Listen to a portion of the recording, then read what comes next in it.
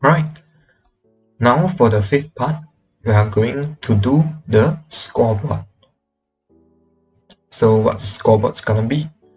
The working principle is very similar to the digital clock video.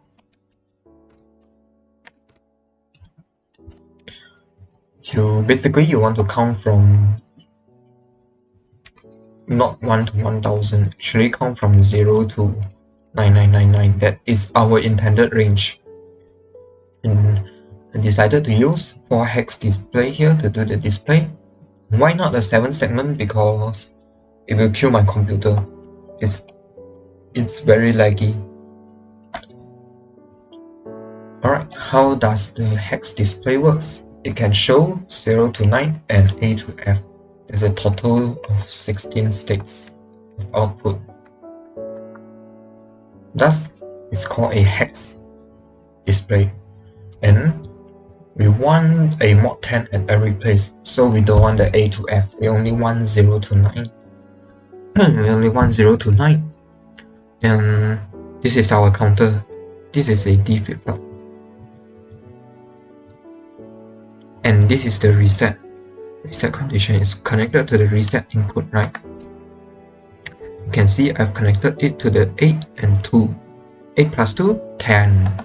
Alright, so this is the mod 10 counter. And what this is that this is a tunnel. Tunnel is a component in a logisim. When you feel like it's too messy and two places you want to connect is very far away, you don't want to make a connection all the distance all the way there, you can use this tunnel. How does it work is that this tunnel, it has a customizable label. Whatever label you put here, you put a similar label, actually a identical label to the other tunnel, and these two tunnels will be connected. It will be like you have a physical connection here. That's what a tunnel means. It's a physical connection on a different layer on a PCB board. So you want a splitter, because a hex input in our logisim, this is for the decimal point. We are not dealing with decimal points now. We are dealing with this. It takes in 4 bits of information. Why 4 bits? Because in binary, this means 0.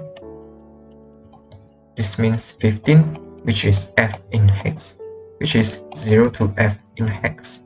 So it takes in 4 bits of information. So what do you want to do is that you want to, let's say this is the splitter. A splitter, you have pin 0 to 3, 0, 1, 2, 3, 4 pins. And 0 means the first bit, the 2 power 0 place. Third pin means the 2 power 3 place. So you just connect the output of the flip-flops. First to the first, second to the second, third to the third, and that's all. So you want a connection like this, and this is connected to the hex display. It's connected here. So when this is 1000, it's going to show 1.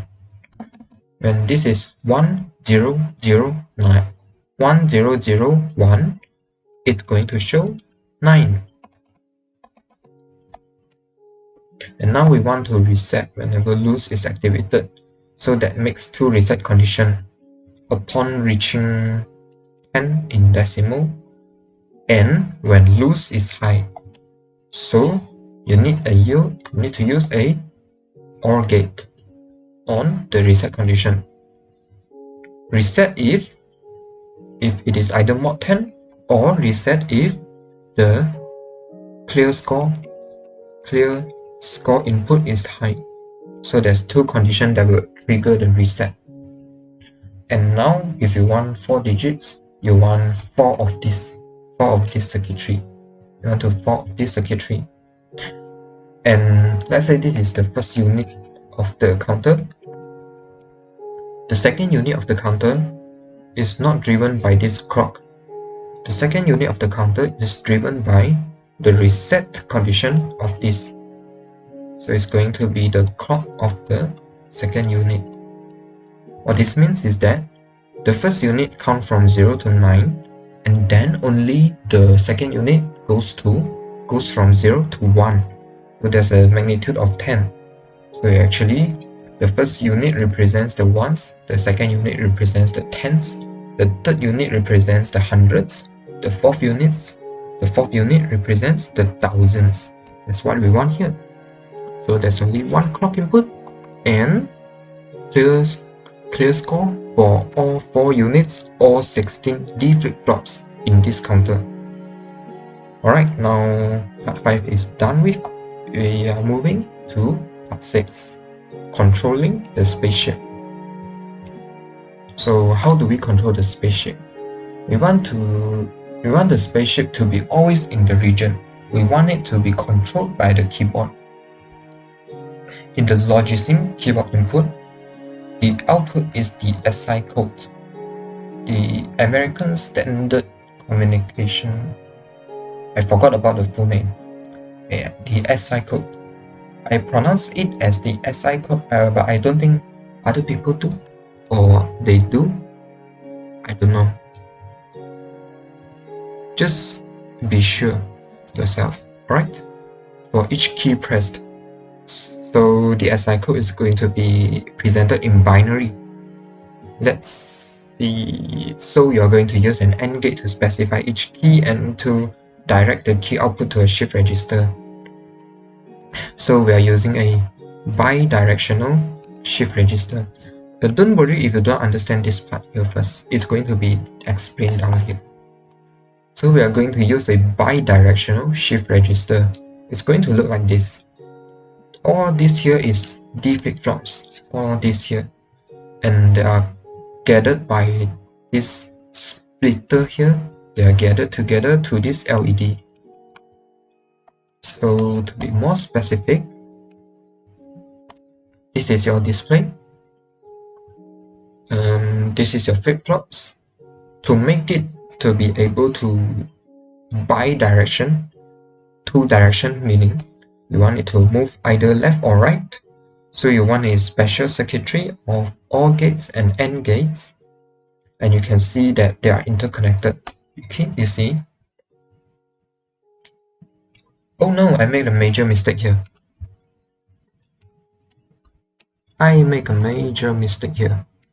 It's not connected here. It's connected here. The output of the D flip-flop. Pardon, that's my mistake. It connects to here. Alright, so the output of this D flip-flop goes to the input here, goes to the input here, as well as from the right to the left. It's the same thing. The output goes from the gate here to the gate here. And to modify so that it becomes circularly linked on an imaginary levels, usually if we have a 1 here and we move it to the right, the 1 is going to be here, and this is going to be a 0, and now the 1 is here, right? What do we do is that by connecting the output, we use a symbol to represent. Let's say we use Q1 here, so that you see when we are connect the output here to the input here. So we are connect the output here to the input here, which is this unit here, so that tunnel Q1 goes here. Similar for this, tunnel Q2 goes here. And now, if you have this and you move left, in the conventional way of designing a bi-directional shift register, it will just disappear. This information is disappeared once it's out of the flip-flop, and if it is not tunneled. But if it is tunneled, when we shift left, it's going to be 0 here, and the 1 is going to be here. what I'm trying to say here is that if your spaceship is at the very right and you move right, it will appear on the very left. Here, we want this feature.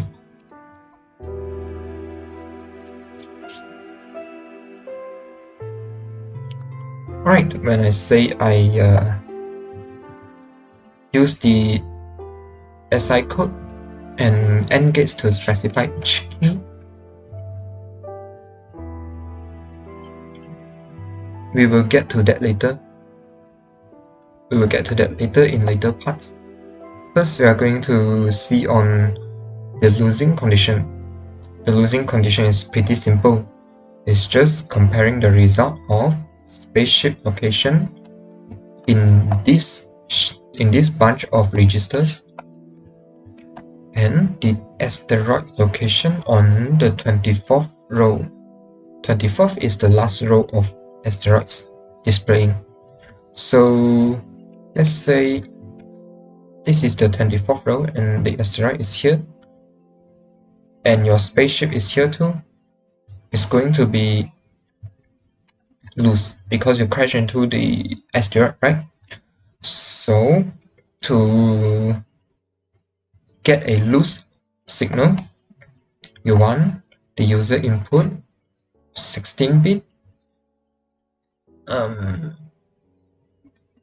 This 16-bit is actually the spaceship location. I just name it user input for convenience. It's the location of the spaceship and the 24th row. And you have a splitter. And you see, don't go and connect them like this, okay? It's going to result in an error. It's not connected, it's splitted, it's not connected. What you're going to do is that, let's say this is the 0 pin, this is the 15 pin, this is the 0 pin, this is the 15 pin. You're going to compare both zeros with an AND gate. What this means is that if they're both on a particular location, this AND gate will output high. This OR gate that collects all 16 AND gate inputs is going to output high. And if it output high, that means a same location detected, and that means you crash into the asteroid, and that means a loose signal is sent to tell the system that to display the game over message. So you connect in pair in AND gate for all 16 pairs here. Alright, finally, we are getting to the keyboard input. That's where I will go into detail with this.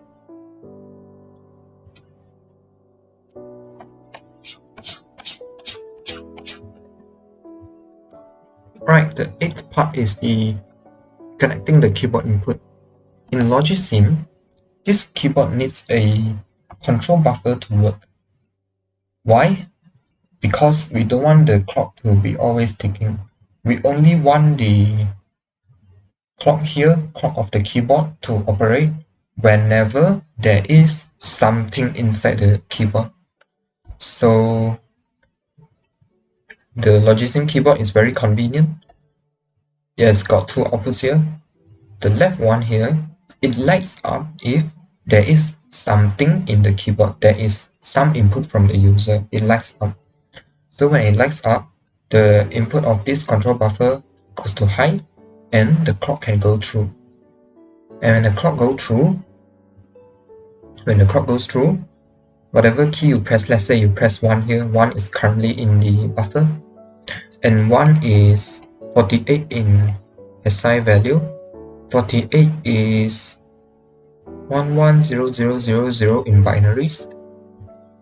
So what it's going to do is that if 1, the clock power arises, it turns the 1 into 48 in SI and in binary form. So it's going to output 7 bits of information. So you need a 7 bit splitter. You need to split this output into 7 different outputs. You need to split it. And since since 1 is 1 1 0 0 0 0, this is the 0th place, this is the 5th place. So you want to connect it so that this is the 0 pin, this is the 5th pin, this is the 4th pin, 5th pin, this is, and when these 3 pins are high, it's going to be triggered high, and the system knows that you are pressing 1, sorry. The system only then knows that you are pressing 1. This is one other thing that would occur error, that will make an error in your system if you don't think it through, is that if you are designing your keyboard like, alright, let's get back here. 1 is 4 5, 2 is 0 4 5, key is 4 5 6, and R is 1 4 5 6. Okay, a stupid thing that could occur is that you are controlling P from 4 5 6. The P, whenever you press P, this output high, right? And you are connecting the R with 1 4 5 6. What it is going to do is that whenever you press R, both this and this will be turned to high, right? So when you are pressing R, both P and R is turned on. So that's stupid. We don't want that. So to counter this, you need a 4 input on the P, and you need to specify that this is the first input. First input is not. So whenever you are pressing R, 1 1 1 1, and this is 0, and P will output 0, right? So you want to consider this fact if you don't want any problem to occur. Alright, and this is all about the details on the input. This is what I connected. 0 4 5.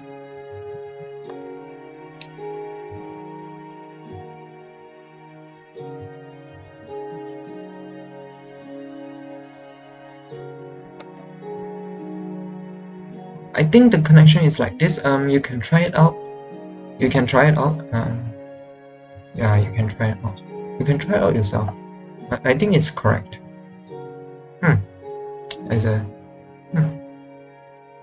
I may have interchanged these numbers. Alright. So what this does is that both of these gates, it goes to the bidirectional shift register mentioned in part 6. Either it's move left or right. It goes here, see? One of them goes to the move left, one of them goes to the move right.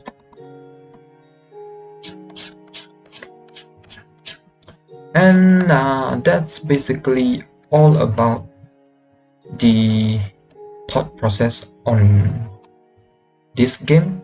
To start from scratch, what's left is troubleshooting and unsolved issues. So troubleshooting is that some of the display is inverted. Let's say if you have input your message into the ROM. Let's say if you're doing something like mine, and show GAMEOVER, game over, from the top to the bottom. So what are you going to do if you see that your message is up and down inverted? You want to actually realize that you don't start putting the address here. If you start here, it's going to show this bar first, and then going to show this bar in this direction. What is it going to do is that your message is going to be shown inverted vertically. Just imagine this going first and this going last, and you can imagine how is it invert vertically. And so how to solve this is that you re-enter your information starting from this row, because because when you are showing this thing, you actually start showing this row because it moved down, right? The message moved down, and this will be the last row you are introducing, the very top. So if in case your message is inverted horizontally, that means it can be due to a bad splitting. What do I mean is that if you are connecting it in this way, 16 bits, 0 to 0 pin, 15 pin, and you find that your message is inverted, you may actually add another splitter, but it is, see, the 0 is here. What this means is that if your message is vertically like this, 15 if you port it to 0 and 0 to 15 and all for the middle, you will see that 15 equals to 0, 1, 14, 13 goes to 2, and so on. So it basically rotates your image. It rotates your image and it will show correctly. So in my case,